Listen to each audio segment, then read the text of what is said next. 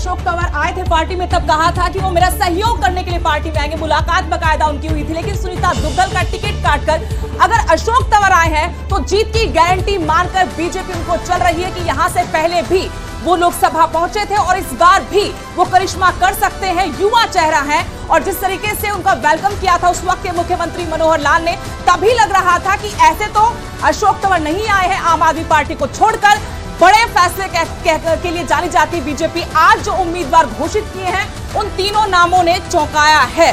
क्योंकि मनोहर लाल का कल तक कोई अनुमान नहीं था कि वो लोकसभा जाएंगे, चुनाव लड़ेंगे, लेकिन उनको टिकट दिया है मुख्यमंत्री का पद उनसे लेकर। उसके बाद सिरसा लोकसभा सीट से अशोक तंवर का चुनाव में उतारना, चुनावी दंगल में उनका उतरना कहता है कि बीजेपी 10 की 10 सीटें जीतने का दम यूं ही नहीं भर रही है, बल्कि एक पूरी रणनीति के तहत बीजेपी ने इन नामों की घोषणा की है।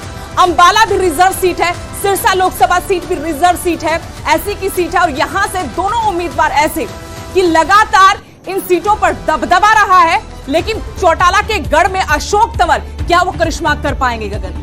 बिल्कुल, सवाल तो यही है कि चौटाला के गढ़ में अशोक तंवर कैसा करिश्मा कर पाएंगे और उन्हें यह करिश्मा करने दिया जाएगा।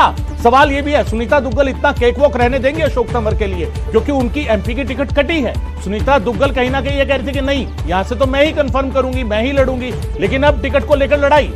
सुनीता दुग्गल का टिकट क्यों कटा, इस पर विचार करना होगा। सबसे महत्वपूर्ण बात यह है कि वो कनेक्ट नहीं कर पाई। भले ही लोकसभा में पहुंच गई, प्रधानमंत्री नरेंद्र मोदी के साथ बहुत अच्छे ताल्लुकात उनके रहे, लेकिन कार्यकर्ताओं के बीच में वो कभी नजर नहीं आई और आम लोगों के साथ भी उनका कनेक्ट वैसा नहीं था। खास तौर पर लोगों की नाराजगी का सामना उस वक्त करना पड़ा जब किसान आंदोलन चल रहा था, जगह जगह गई, लेकिन उनका विरोध साफ तौर पर हुआ। यहां पर ऐसी सीट है, लेकिन सुनीता दुग्गल की टिकट काटकर एक बड़ा संकेत यहां से मिल रहा है हरियाणा की राजनीति को लेकर। लिस्ट का भी जिक्र करिए। लिस्ट का मैं जिक्र करूं तो 72 नाम का अनाउंसमेंट कर दिया गया है और हरियाणा की 6 सीटें हैं जिनके ऊपर अपने कैंडिडेट की अनाउंसमेंट की गई है। और मैं सबसे इंपॉर्टेंट नाम तो नजर आ रहे हैं जो 72 कैंडिडेट अनाउंस किए गए ने बीजेपी के ਵੱਲੋਂ। 72 की शुरुआत छोटी दिल्ली की नॉर्थ की उत्तर पश्चिमी सीट थी, नॉर्थ वेस्ट सीट थी, जी रिजर्व सीट है, तो हंसराज यहाँ सिटिंग एमपी थी। चर्चा चल रही थी कि उन्होंने जी टिकट है वो बीजेपी कट सकती है, तो उनका रिजल्ट भी सामने आ गया कि बीजेपी ने हंसराज यहाँ की टिकट कटती है, तो योगेंद्र चंदोलिया है उन्होंने टिकट दी है। तो दूसरी जी तीसरी सीट पेंडिंग थी वो सी ईस्ट दिल्ली, पूर्वी दिल्ली जिन्हों आप कहने हैं, इतों गौतम गंभीर सिटिंग एमपी थी, पर गौतम गंभीर ने इच्छा जाहिर की थी कि वो चोन लड़ना नहीं चाहते, इस करके उन्होंने टिकट भी जी एक तरीके नाल कट्टी गई। तो हर्ष मल्होत्रा उन्होंने टिकट दी गई है, यानी कि दिल्ली दी जी 7 सीटां वो बीजेपी ने क्लीयर करती 7 नाम क्लीयर करते। अच्छा, उस तो बाद दिल्ली नाल लगता हरियाणा आप हरियाणा आज जो अंबाले सीट की गल करिए, अंबाला तो ਜਿਹੜੇ एमपी ਹੁੰਦੇ ਸੀ रतन लाल कटारिया, ਉਹ ਕੁਝ ਮਹੀਨੇ ਪਹਿਲਾਂ ਉਹਨਾਂ ਦੀ ਡੈਥ ਹੋ ਗਈ ਸੀ ਤੇ ਮੰਨਿਆ ਜਾ ਰਿਹਾ ਸੀਗਾ ਕਿ ਉਹਨਾਂ ਦੀ ਵਾਈਫ ਨੂੰ ਟਿਕਟ ਦਿੱਤੀ ਜਾ ਸਕਦੀ ਹੈ, ਤੇ ਬੰਤੋ ਕਟਾਰੀਆ ਉਹਨਾਂ ਦੀ ਵਾਈਫ ਆ, ਉਹ ਰਿਜ਼ਰਵ ਸੀਟ ਹੈ ਜੀ। ਬੰਤੋ ਕਟਾਰੀਆ ਨੂੰ ਟਿਕਟ ਦਿੱਤੀ ਗਈ ਹੈ। ਸਿਰਸਾ ਤੋਂ ਅਸ਼ੋਕ ਤੰਵਰ ਜਿਹੜੇ ਪਹਿਲਾਂ ਕਾਂਗਰਸ ਵਿੱਚ ਸੀ, ਆਮ ਆਦਮੀ ਪਾਰਟੀ ਵਿੱਚ ਸ਼ਾਮਿਲ ਹੋਏ, ਕੁਝ ਦਿਨ ਪਹਿਲਾਂ ਬੀਜੇਪੀ ਵਿੱਚ ਸ਼ਾਮਿਲ ਹੋਏ ਸੀਗੇ।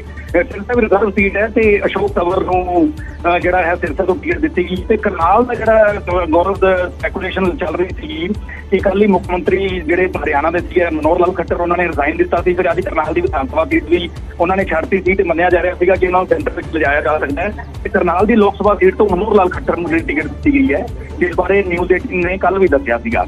ਤੇ ਹਰਿਆਣੇ ਦੀ ਜਿਹੜੀ ਦੀਵਾਨੀ ਮਹਿੰਦਰਗੜ੍ਹ ਸੀਟ ਹੈ ਉਹ ਚੌਧਰੀ ਧਰਮਵੀਰ ਸਿੰਘ, ਤੇ ਗੁਰਗਾਮ ਤੋਂ ਰਾਮਿੰਦਰਜੀਤ ਸਿੰਘ, ਤੇ ਫਰੀਦਾਬਾਦ ਤੋਂ ਕ੍ਰਿਸ਼ਨਪਾਲ ਗੁੱਜਰ, ਇਹ ਸਾਰੀਆਂ ਸੀਟਾਂ ਵਿੱਚ ਇਹਨਾਂ ਨੂੰ ਰਿਟੇਨ ਕੀਤਾ ਗਿਆ। ਤੇ ਜੇ ਹੁਣ ਗੋਕਰੋਂ ਨਾਲ ਆ ਜੀ ਆਪਾਂ ਹਰਿਆਣਾ ਦੇ ਨਾਲ ਹਿਮਾਚਲ ਪ੍ਰਦੇਸ਼ 'ਚ ਹਮੀਰਪੁਰ ਤੋਂ ਅਨੁਰਾਗ ਠਾਕੁਰ ਜਿਹੜੇ ਯੂਨੀਅਨ ਮਿਨਿਸਟਰ ਹੈ, ਉਹਨਾਂ ਨੂੰ ਟਿਕਟ ਹਮੀਰਪੁਰ ਦੀ ਉਹਨਾਂ ਦੀ ਪੁਸ਼ਤੈਨੀ ਸੀਟ ਹੈ ਉੱਥੋਂ ਦਿੱਤੀ ਗਈ ਹੈ। ਤੇ ਸ਼ਿਮਲਾ ਤੋਂ ਰਿਜ਼ਰਵ ਸੀਟ ਹੈ ਸੁਰੇਸ਼ ਕੁਮਾਰ ਕਸ਼ਯਪ ਨੂੰ ਸੀਟ ਦਿੱਤੀ ਗਈ ਹੈ। ਗੌਰਵ, ਇਸ ਤੋਂ ਇਲਾਵਾ ਇੱਕ ਜੇ ਮੈਂ ਲਿਸਟ ਦੀ ਗੱਲ ਕਰਾਂ, ਇੱਕ ਬੜਾ ਇੰਟਰਸਟਿੰਗ ਨਾਮ ਹੈ ਮਹਾਰਾਸ਼ਟਰ 'ਚ, ਨਿਤਿਨ ਗਡਕਰੀ ਜਿਹੜੇ ਨਾਗਪੁਰ ਤੋਂ ਐਮਪੀ ਸੀ, ਉਹਨਾਂ ਨੂੰ ਨਾਗਪੁਰ ਤੋਂ ਟਿਕਟ ਦਿੱਤੀ ਗਈ ਹੈ।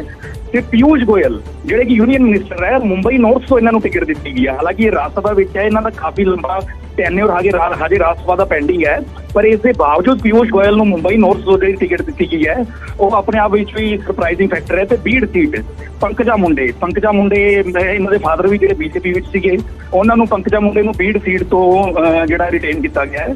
ਤੇ ਇਸ ਤੋਂ ਇਲਾਵਾ ਤੇਲੰਗਾਨਾ ਦੀਆਂ ਵੀ 6 ਸੀਟਾਂ ਤੇ ਤ੍ਰਿਪੁਰਾ ਦੀ ਇੱਕ ਸੀਟ ਤੋਂ बीजेपी ने आपके कैंडिडेट डिक्लेयर किए। जो उत्तराखंड दी 2 सीटां दी आपां गल करिए, गढ़वाल तो अनिल बलूनी नूं टिकट दिता है। अनिल बलूनी दिल्ली विच बीजेपी की मीडिया मैनेजमेंट भी देखते हैं ते काफी बीजेपी के कदावर नेत्र मन्ने जाते हैं। हरिद्वार तो त्रिवेंद्र सिंह रावत ਨੂੰ ਟਿਕਟ ਦਿੱਤੀ ਗਈ ਹੈ। ਇਸ ਤੋਂ ਪਹਿਲਾਂ ਰਮੇਸ਼ ਪੋਖਰਿਆਲ ਨਿਸ਼ੰਕ ਹੁੰਦੇ ਸੀ ਇੱਥੋਂ MP, ਸਾਬਕਾ CM ਰਹੇ ਉੱਤਰਾਖੰਡ ਦੇ, ਉਹਨਾਂ ਦੀ ਟਿਕਟ ਕੱਟ ਦਿੱਤੀ ਗਈ ਹੈ।